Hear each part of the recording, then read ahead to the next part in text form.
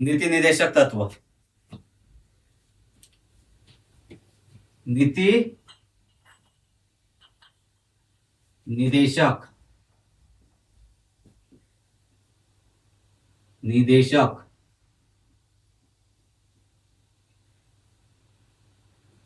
तत्व। नीति निदेशक तत्व की विशेषताएं, खासियत या फिर लक्षण।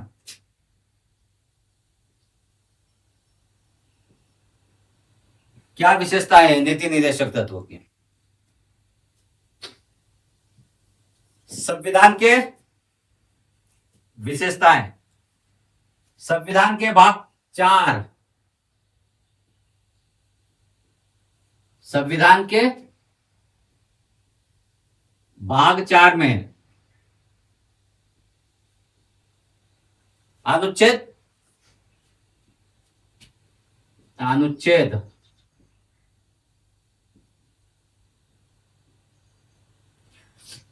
36 से 51, 36 से 51 नीति निदेशक तत्व है। इसकी विशेषताएं, सबसे पहले देखो नीति निदेशक तत्व है क्या? संविधान के भाग 4 अनुच्छेद 36 से 51। यह किस देश के संविधान से लिए गए तत्व है या प्रावधान है? तो सबसे पहले नीति निदेशक तत्व आयरलैंड के संविधान से लिए गए थे। तो आयरलैंड के संविधान से क्या क्या लिया गया था? सबसे पहले तो नीति निदेशक तत्व, नीति निदेशक तत्व।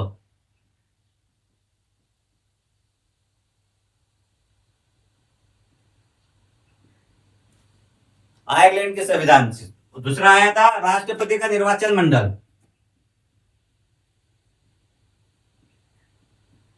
राष्ट्रपति का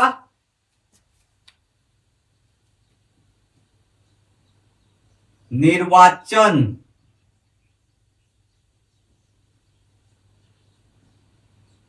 मंडल आयरलैंड के संविधान से लिया गया था। नीति निदेशक तत्व, राष्ट्रपति का निर्वाचन मंडल, और जो आया था आयरलैंड के संविधान से। तो तीसरा था राष्ट्रपति द्वारा 12 सदस्यों का जो मनोनयन करते हैं वो भी आयरलैंड के संविधान से लिया गया था। 12 सदस्यों का राष्ट्रपति द्वारा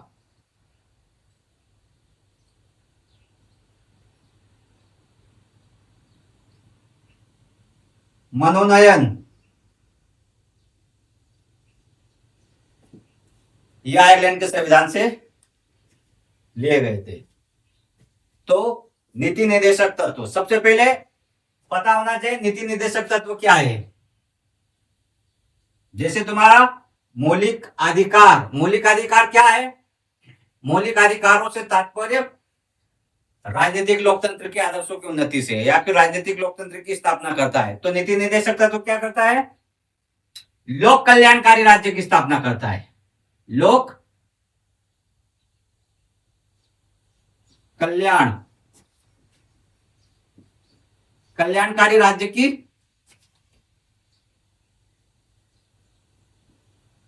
की स्थापना करता है।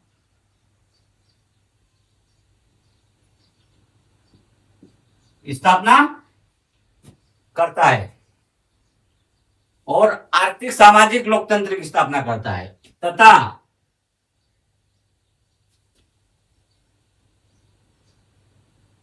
आर्थिक सामाजिक लोकतंत्र की स्थापना करता है।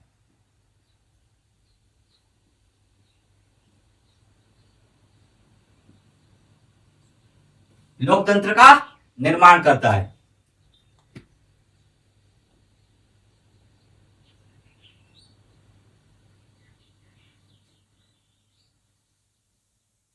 ये तुम्हारा नीति निदेशक तत्व आर्थिक सामाजिक लोकतंत्र की स्थापना करता है और लोक कल्याणकारी राज्य की स्थापना करता है। संविधान के भाग 4 अनुच्छेद 36 से 51 किस देश से लिए गए तत्व है या किस देश के संविधान से लिए गए तत्व है?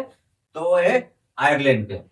आप इनकी विशेषता, यही विशेषताएं भी है, लेकिन आगे बढ़ाते हैं। सबसे पहले नंबर 1 विशेषता आएगा, नीति निर्देशक तत्व न्यायालय द्वारा परिवर्तनीय नहीं है। क्या है? न्यायालय द्वारा परिवर्तनीय नहीं है। परिवर्तनीय का अर्थ है मूल अधिकारों का उल्लंघन होने पर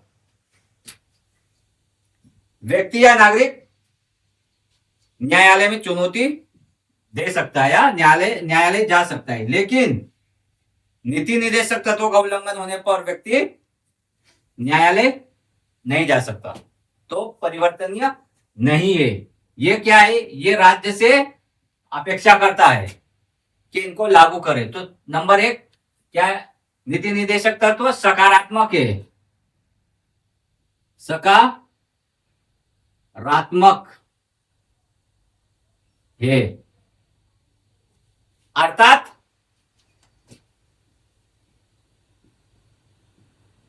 राज्य से अपेक्षा की गई है कि राज्य से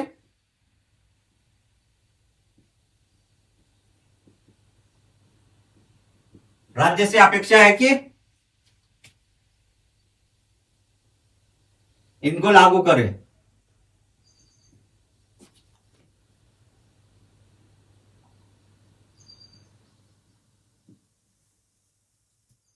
नंबर 1 सकारात्मक है, राज्य से अपेक्षा की गई है कि इनको लागू करे। दूसरा अभी लिखा था, लोक कल्याणकारी राज्य की स्थापना करता है।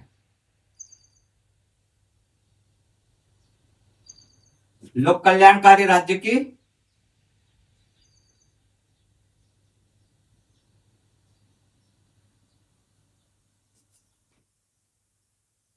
की स्थापना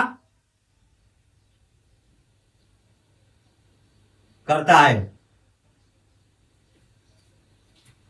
नंबर 3 आर्थिक सामाजिक लोकतंत्र की स्थापना करता है।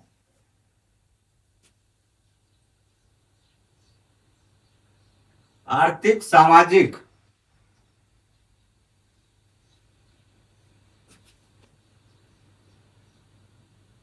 लोकतंत्र की स्थापना करता है। और नंबर 4 में आएगा, ये राज्य की शासन के लिए मार्गदर्शन का काम करता है। नीति निर्देशक तत्व तो राज्य के शासन के लिए, राज्य के शासन के लिए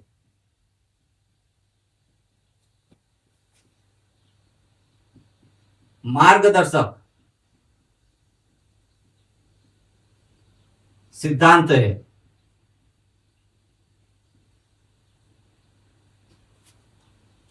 और विशेषता,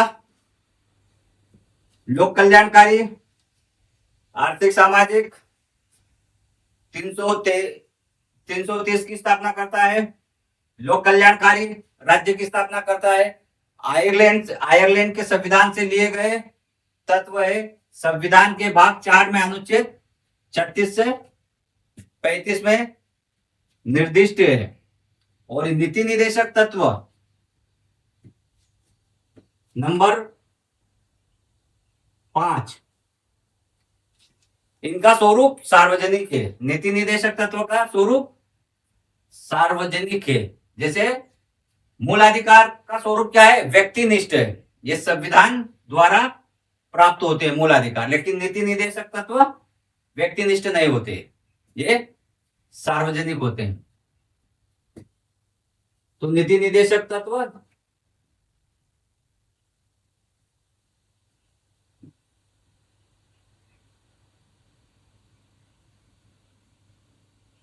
का स्वरूप सार्वजनिक है। ये इनकी विशेषता है, लक्षण या खासियत। ये तुम्हारे नीति निर्देशक तत्व है। नीति निर्देशक तत्व को बाबा साहब ने विशेषता वाला कहा है, संविधान के भाग 4 के नीति निर्देशक तत्व को। और ग्रेनविल ऑस्टिन ने इसे मूल अधिकार और नीति निदेशक तत्वों को संविधान की मूल आत्मा कहा है। तो ये इनकी विशेषताएं है। इससे जो प्रश्न जो बनते हैं 36 से 51 मूलाधिकार, 12 से 35 और ये 36 से 51। आप जो इनसे प्रश्न जो बनते हैं मेंस, ये भी मेंस के स्तर से ही है, लेकिन मेंस में जो किस प्रकार से प्रश्न बनते हैं, संविधान में इनकी क्या भूमिका है, वर्तमान में क्या इनका महत्व है, इनका कंटेंट कैसे देना है, मुख्य भाग में क्या लिखना है और निष्कर्ष